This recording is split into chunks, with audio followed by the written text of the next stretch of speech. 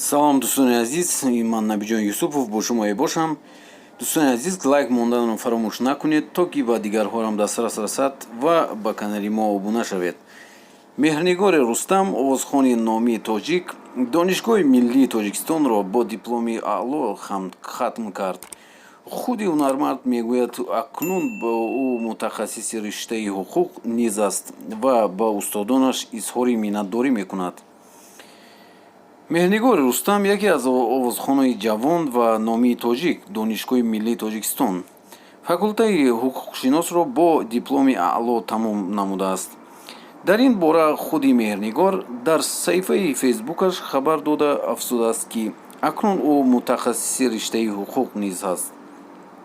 Ҳунарманд афзудааст, ки устодон нисбати таҳсилаш дар факулта сахтгир буданд ва ӯ ба ин мартаба расид. Ранги сурх рамзи муваффақият, талош зафармандӣ ва сурхрӯю сарбуландӣ аст. Гирифтани дипломи сурх рӯҳдодои муҳиме дар ҳаёти ман аст.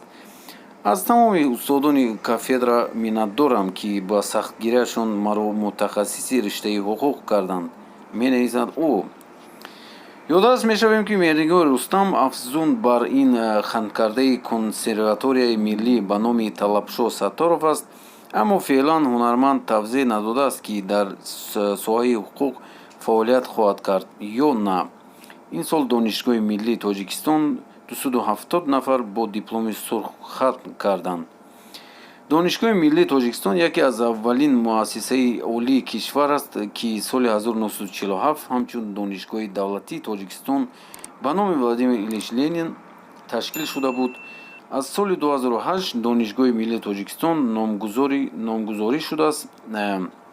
Феълан дорои 17 факулта аст. Дӯстони азиз, ин буд видеои имрӯзаи мо. Шумо чӣ фикр доред? Мехрнигори Рустам чанд соли охир хеле сарватманду сарбаланд шуда буд, вале ҳоло низ сарташро иваз мекунад. Ва шумо чӣ фикр доред? Албатта нависед дар комментария. Хуб, дӯстони азиз, то боздид.